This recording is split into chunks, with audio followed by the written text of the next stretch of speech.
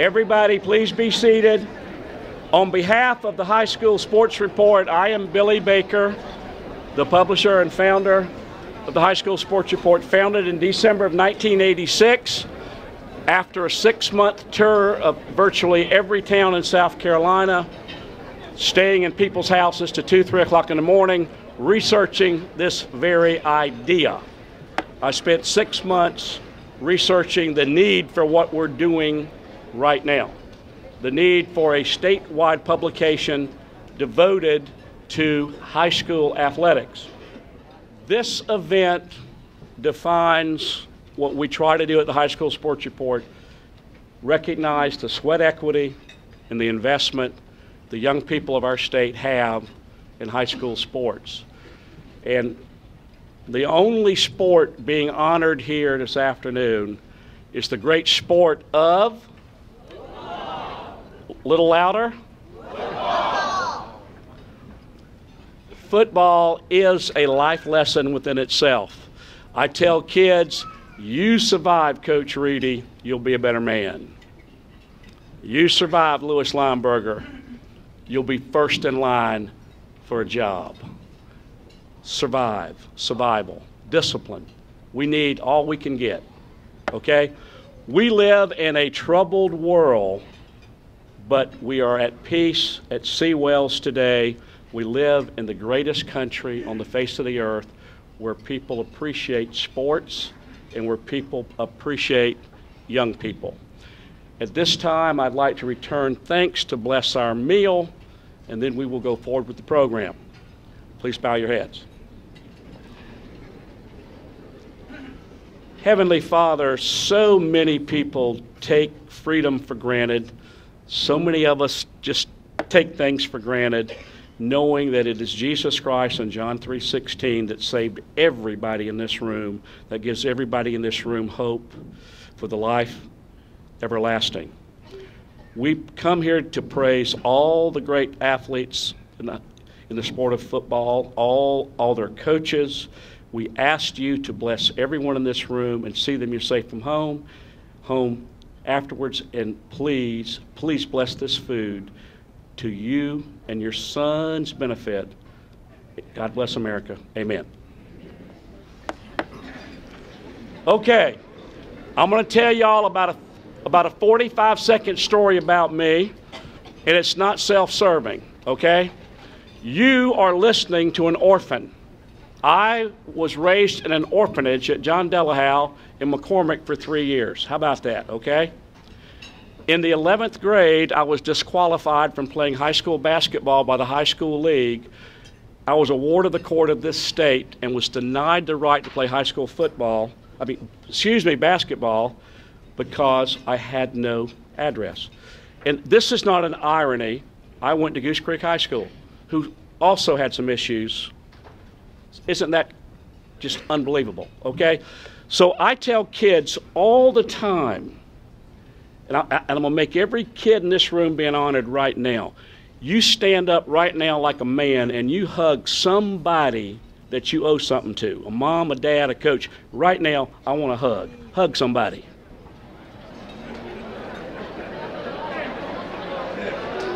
Shake the man's hand.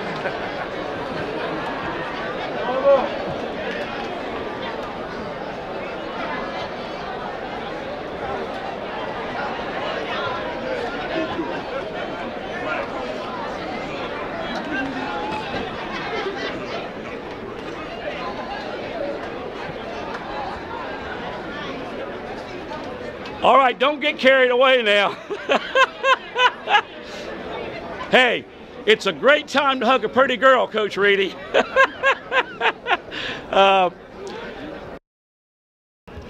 For me, my father died of cancer when I was 2, and he left a mom with 8 kids. You don't even know what poverty is. And one day, if I get to write a book about where I've come from where I was, I don't know if it'll sell 1 copy or 10,000 copies. But I am truly, truly blessed.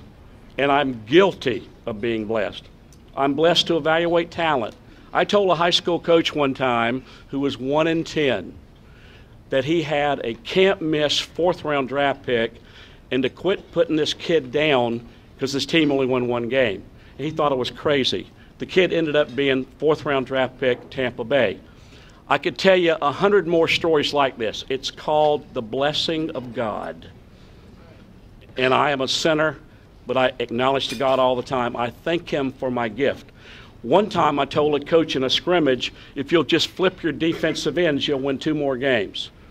He thought I was crazy. He flipped his ends, much better team. One kid wrote with his left hand. I knew that. He was on the wrong side of the ball.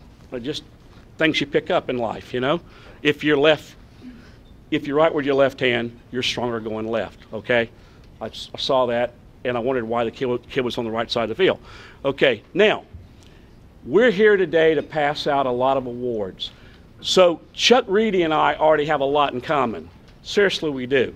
And I've been wanting Chuck to have final say for 3 or 4 years. Because at 60 years old, I don't really care if I make your Christmas card list or not. I'm 60, I done traveled 1 million miles, I've been in every town in South Carolina, and I love every kid in this room. I love Will Lloyd. I think he's a great kid. I love Clemson's latest running back commitment, all you Tiger fans, Mr. Feaster. Y'all want to win some games with this kid. Say hi to him before you leave today. You got one of the top running backs in America. Let's give that a hand. How about that? I'm going to plug Clemson up here. And I went to South Carolina, but I tell it like it is, okay? The bottom line is your participation in the great discipline of high school football is going to prepare you for life. And there's no doubt in my mind that Chuck Reedy is going to blow this roof off the building today. I wanted him to have final say. I want him to reach down in his guts and rivet this building because he is a great. I thought about a disadvantaged kid coming to him to ask for the opportunity to play the game. A kid that was substituted with a 43-point lead or worse. And we're not here to throw stones at anybody, because rules are rules and all that. But it was gut-wrenching, and I followed all the details. We're positive media, so I did not jump on page one. I didn't take sides, but I appreciated Chuck Reedy for giving that young man an opportunity. I think Chuck deserves a hand for what he did. I really do. I would have handled the whole situation differently, but that's just the way it is. Now, because of him, he is a reformer. Let's talk about Chuck Reedy, graduate of Appalachian State, played really good football there, had the opportunity to work 9 or 10 years with a guy named Danny Ford, came within a breath of signing Herschel Walker. He was the lead recruiter on Herschel Walker. To this day, could tell you some great stories about that whole process. Then he goes to Baylor, has a winning record at Baylor. He's probably one of the few people that's ever coached at both Clemson and South Carolina. He coached at both schools. Just imagine it's like 2001 and a school that's won 8 football games in like 9 or 10 years, principal by the name of John Fulmer, talked to Chuck. Don't you miss coaching? It's been a couple of years since you left your South Carolina. How'd you like to come to Goose Creek? And I can just imagine what Chuck Reedy was thinking when he was asked that. A guy that was a head coach, in college football, guy that spent 9 or 10 years, really should have been the coach at Clemson. If I'd have been on the board at Clemson, this man would have succeeded Danny Ford at Clemson. I mean that sincerely. And they had a few rough years after Coach Ford left, and they didn't get the job of Coach Reedy. See, I can say these things, and I don't really care who I insult. I really don't. He should have been the coach at Clemson. All good Clemson people know that. I know that. And I'm a South Carolina graduate, okay? So we're going to bring up Chuck Reedy to keynote the 2014 fall football season. And I don't care what Chuck says. I don't care, because he's going to have the final say starting right now. Here's Chuck Reedy. Thank you very much, Billy. I don't know if I'm going to blow the top off this roof, but it is a real pleasure and honor to be here with you today and share some thoughts about football and the last 40 years that I've spent in this great profession. It's really an honor and a privilege for me to be here and to be recognized with all of these great coaches and great players that are being honored here today, and I'm truly feel very honored to be a part of this. I do want to thank Billy and the High School Sports Report. I do remember in 1986 I was at Clemson, and Billy had this idea of developing this paper that would cover high school athletics in the state of South Carolina. It's something that we didn't have at the time, and it is the only paper and only group that I'm aware of that is covering high school athletics in the state after 29 years.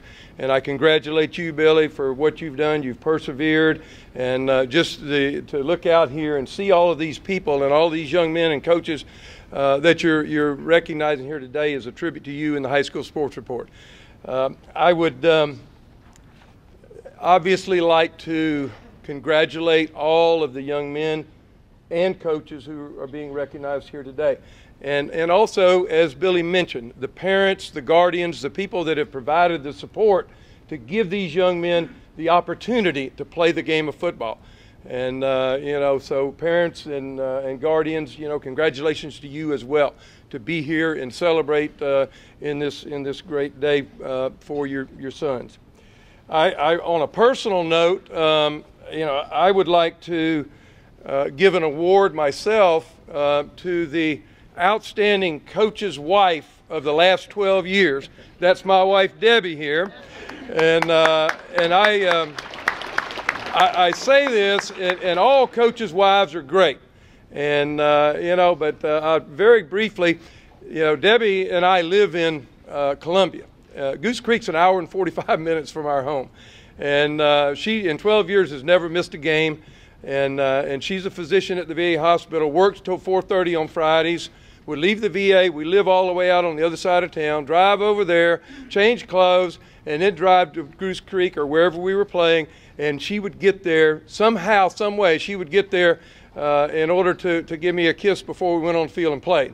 And so, honey, I appreciate that. I mean, it's been a wonderful 12 years that I've been at Goose Creek, or was at Goose Creek for 13 years. We got married my third year there, and from that year on we won every year. So she said the only reason that we started winning is because I married her. So I'll give her credit for that. But when Billy called me and said, Chuck, we want to give you the Lifetime Achievement Award, I was like the lady on that Life Alert commercial on TV, if any of you have ever seen it. I thought to myself, that's not for me, that's for some old person. And then I looked in the mirror and realized I am that old person.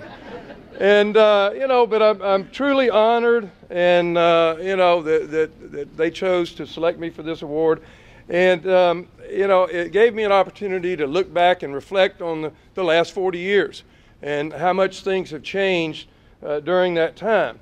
I coached 7 years of high school ball, and then went to Clemson in 1978. And back then, they had what is called a part-time coach. Now, what that meant was it was part-time pay, full-time work. And so I did that for 1 year, and then Danny Ford got the head coaching job in 1979. And Danny hired me to my first full-time coaching position. My salary was $18,500. It's a little different than I noticed the other day. Clemson had their salaries in the paper. The lowest was $275,000. So obviously things have changed a lot. But I did such a good job that first year that the next year Danny was so pleased he gave me a raise to $19,000. So, but and as Billy was mentioning, my first year as a full-time coach, I had an opportunity to go out and recruit, and the first player that I was assigned to recruit was a guy named Herschel Walker. Herschel Walker was a guy running back in Wrightsville, Georgia, down in a little old small town in the middle of Georgia. And I went down there and of course started recruiting him. Give you an idea of what kind of player he was 6 foot, 225 pound, running back. In the state track meet that year, he literally won the state track meet. He won the 100-yard dash, he won the 200, this was before meters. He won the 200, he anchored the both relays, and for good measure, he won the shot put. So yeah, he was a tremendous athlete. Herschel Walker ended up as the #1 player in the country, was recruited by everybody in the country. So I spent, this was a different time. There were no rules and restrictions as far as to how much you could be there. So I spent, I watched him play 15 high school games. And then to my dismay, he also played basketball. So every Tuesday and Friday night I spent in Wrightsville, Georgia. And then after basketball season, he still hadn't signed. He didn't sign on signing day. And Coach Ford said, Chuck, just go down there and stay until he signs. And I said, okay. Well, there wasn't a hotel in Wrightsville. Dublin was 20 miles away, so that's where I had to stay. And then every day I would drive over to Wrightsville High School at the old gymnasium there, and I'd go sit. Now, but I had some companionship because the coach from Georgia also was sitting there too, and I don't know what we were doing, but we just were there so he would see us. And so anyway, I would go there every day, and Herschel drove an old black 1965 Ford. This was 1979, and that thing was parked in the same place every day, right there in front of the gym. And so every day I'd go there and I'd see that black Ford, and I'd go in and I'd sit there for 5 or 6 hours and then go back to Dublin, where he helped them win the national championship as a freshman, won the Heisman Trophy, and then before going to becoming a great pro football player. But that was then. That was the way things were back then. It's a little bit obviously different nowadays, thank goodness. But that was my first experience in college recruiting. Just to give you an idea of how things have really changed, not just in coaching, but in in our lives as a whole. In 1989, 25 years ago, Clemson, we were preparing to play West Virginia in the Gator Bowl, and we were in Daytona. We were down there practicing. We'd go down 2 weeks ahead, and we would have 2 days, and we'd practice in Daytona, and then the week of the game, we would go to the bowl site. And in 1989, there was a new gadget that had been invented. It was called a cell phone. Now, it wasn't the little old thing that we have now. It was almost as big as this podium, and it was in a big old bag. And you had to carry it around, and you'd set it in your front seat, and it was, the phone itself was about the size of that football, and it had a big antenna sticking out of it, and that's what you talked on.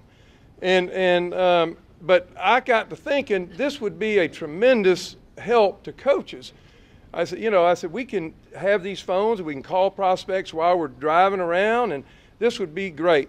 And so I was, Coach Ford, I said, Coach, this is a great idea, man. We need to get these cell phones. And Coach is very conservative by nature, and he said, oh, we don't need those things. He said, y'all will just be talking to each other all the time if y'all have them. And I said, Coach, it's a great idea. Well, we're down in Daytona, and we're going out to eat at a restaurant.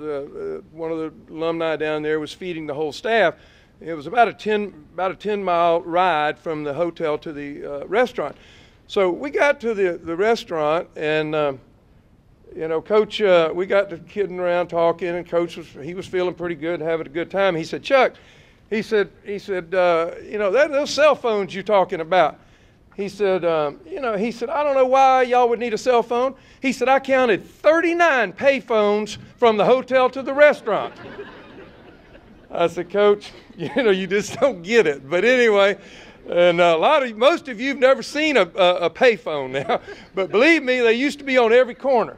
And we don't have them anymore. But But that's how much things have changed. You know, that was, shoot, in every area of our lives, certainly things have changed. But there's several things that have not changed at all in the 40 years that I've been in this profession. What it takes and the characteristics of a great athlete, of a great student athlete, have never changed. And there's three things that have always been the foundation of our philosophy and everything, everywhere we've been and everything that we've done. And you know, I want to briefly just give these to you, and hopefully you'll benefit from them. Number one is academics. Number one is academics. And it always has to be first. There's a lot of great athletes in this world. But I'm going to tell you something. You know, if you don't take the academic side just as seriously, you know, you won't go very far. You know, as we tell our guys all the time, you know, the better your grades, the more opportunities you're going to have. The less your grades, the less amount of opportunities that will be available to you. And, you know, so, and the thing that I want everyone in here to understand, everybody in here can be a great student. Everybody in here can make great grades. All you have to do is apply yourself. It's not hard. It's not that difficult. And there's so many things that are available to our student athletes. You know, you've got study halls. You've got tutoring. You know, and if you go to class every day and do your best, you'd be amazed at how much teachers are willing to help you. Okay? So there's no excuse for not being a great student. And that is number one, because one day football is going to be over. You know, I don't care if you're the best football player in the country. One day football will end, but your education is going to be with you for the rest of your life. Brandon Shell transferred to Goose Creek High School in 2010, fall of 2010. He came to Goose Creek High School from another school in the Charleston area. Brandon Shell this fall will be a 4-year starter on the offensive line at the University of South Carolina, and he will be a pro football player.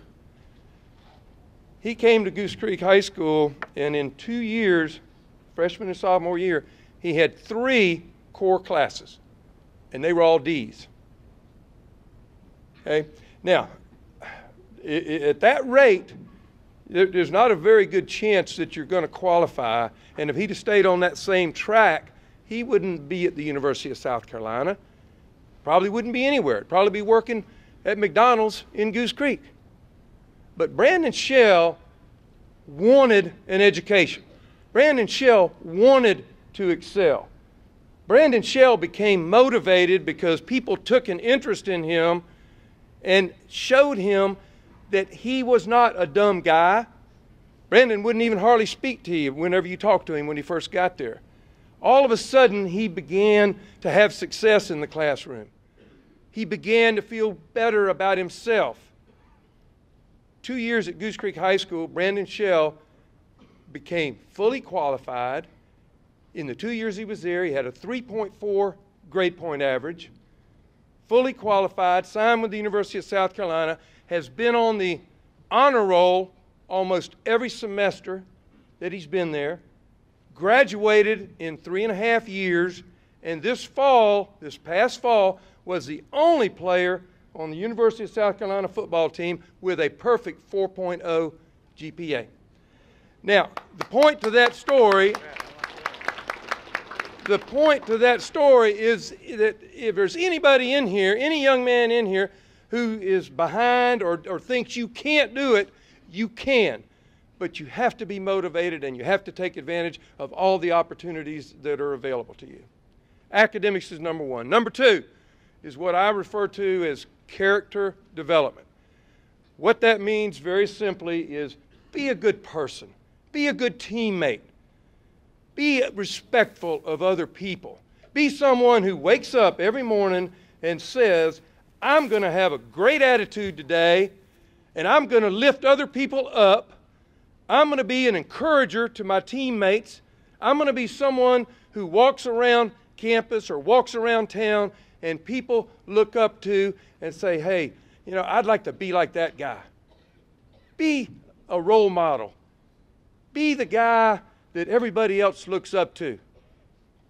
Set an example of how to be a good person, a good teammate, a good encourager. Be a good person. Character development. Number 2 will carry you a long ways. A great attitude, it's amazing. You know, if you wake up, one thing you do control every day, you control what kind of attitude you're going to have. And if you wake up with a great attitude every day, you'll be amazed at, at how other people react to you. Okay. Number 3, be the best football player you can possibly be. The good Lord blessed every one of these young men in here. He blessed you with talent. He blessed you with talent. What you do with that talent is up to you. What you do with it is up to you. And believe me, He's blessed a lot of young men with talent all over the country. And everybody wants to be the best. Everybody wants to be the best.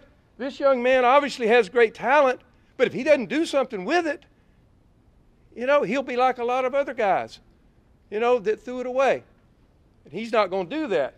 He's not going to do that because I've heard too many good things about him. But all of you have talent. Now, how do you maximize that talent?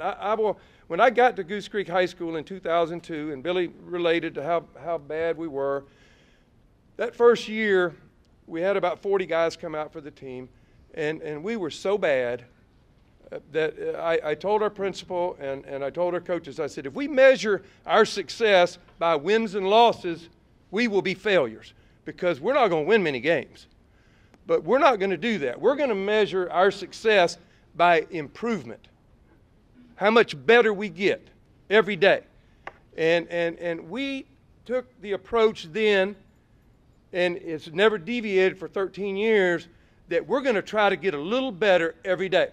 And if 40 guys get a little better today, as a team, we've made progress. And that's the approach that we took. And we tried to get a little better every day for 365 days a year. If it's during football season, you go to practice, and if it's a 2-hour practice, you put in 2 hours of work. And in every drill you're in, you maximize that drill. If it's off season, you're in that weight room every day. Get stronger. Get a little bit stronger today. A little stronger tomorrow. You'd be amazed at the end of a year how much better you are than when you started. And it's not hard. Every day, say, I'm going to get a little bit better today. It doesn't happen overnight, but I'm going to get a little better today and a little better tomorrow. And we took that approach. And, and I'm proud to say, in the last 5 years, Goose Creek High School won 62 games and lost 5. That's the best record in 4A football in the state over the last 5 years. And it's that same approach, and we've never deviated from that. And I challenge each of you as athletes to do the same thing. Just get a little better every day. You know, if you waste a day, you'll never get it back. You never get that day back. So don't waste a single day. Okay? I'm going to close with a story about a young man who embodied all 3 of those qualities. January 1st, 1982, Clemson was playing Nebraska in the Orange Bowl. Clemson was ranked number 1 in the country. Nebraska was ranked number 4. There was no national championship game back then, but we were the last game. It was about a 9 o'clock kickoff because back then you had to wait till another game finished before they could start the next one. So we had to wait around, but the number 2 team and the number 3 team had lost. So the winner of the game, the Orange Bowl, was going to be the national champion. Clemson got ahead 22-7 late in the 3rd quarter. It was a hot, humid night in Miami, even in January.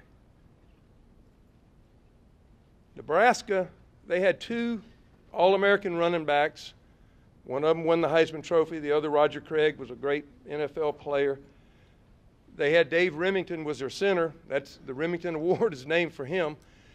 They had a great football team. They came storming back in the 4th quarter. Scored, went for 2. Scored 22-15. About 6 minutes left in the game. They kicked off to us. We needed to make a first down or 2 to run the clock down. We did not want to give them the ball back with much time on the clock. We ran the ball twice, gained 1 yard. They used their timeouts. We're down to about 5 minutes or so left in the game. Looking at a very tough 3rd down situation. Did not want to throw the ball to stop the clock if we didn't make it. Homer Jordan was the quarterback at Clemson. Homer was about 6 feet tall, 175, 180 pounds, soaking wet. So we got Homer over to the sideline, and Coach Ford said, Homer, sprint out, stay in bounds, just get as much as you can and try to burn as much of the clock as you possibly can. Homer sprints out, gets hit at the line of scrimmage by 2 Nebraska defenders, breaks those tackles, and runs 18 yards for a first down. Now we run the clock down to where when we did punt, there was only about 10 to 15 seconds left on the clock. They made 1 desperation throw, game over. Clemson wins the game, national championship. As you can imagine, there was mad hysteria on the field and in the locker room. Everybody's hugging, and you know, all of you, everybody in here that has ever played the game, you understand that feeling when you win a big game. And what a great feeling of satisfaction, and you know, and just something that you want to share with all of your teammates and your coaches. And so everybody's in the locker room just hugging and just, you know, going crazy. And so I kept looking around, and I said, where's Homer? I wanted to see Homer. And I said, where's Homer? And they said, he's back in the training room.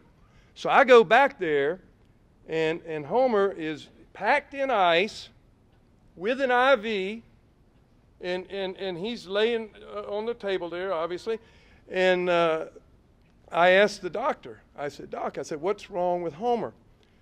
He said, Chuck, he's completely dehydrated.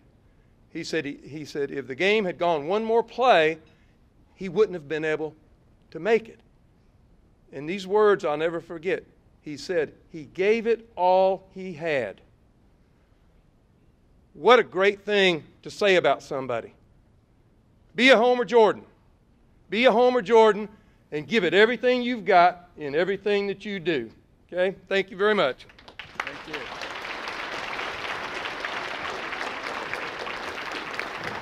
I just can't imagine what his first team meeting was at Goose Creek in 2001, 2002, after the great job he had done. I have an award for Coach Reedy.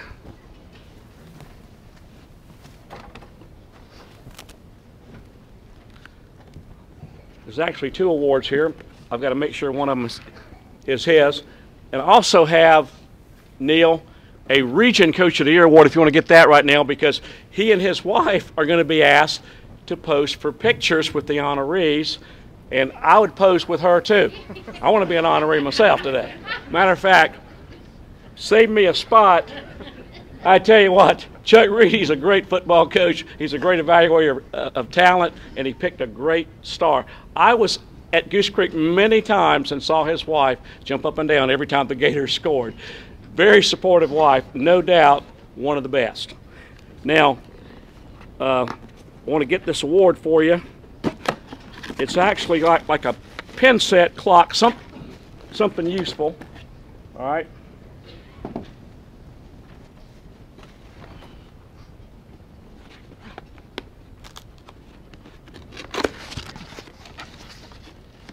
Get it out of here.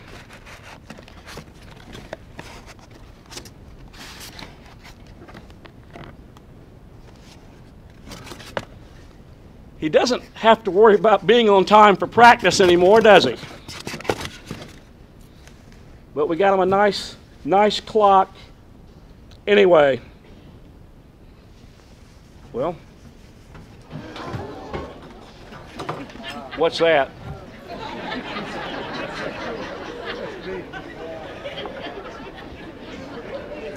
Is there an earthquake in the building?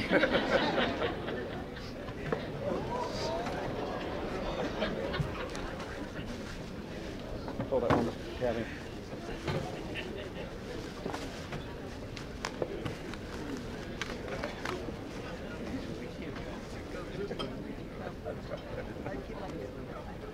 We've got a nice clock marble set with a football, acknowledging Chuck Reedy, keynote speaker today, Lifetime Achievement Award winner. Great guy, Chuck Reedy, Goose Creek, and Clemson and Baylor and everybody else. God bless you. Thank you, Bill. All right. Here's the box, Debbie. And here's his Region Coach of the Year award, because he will not be available to get it because he'll be taking pictures. Thank you. Here, Coach Reedy.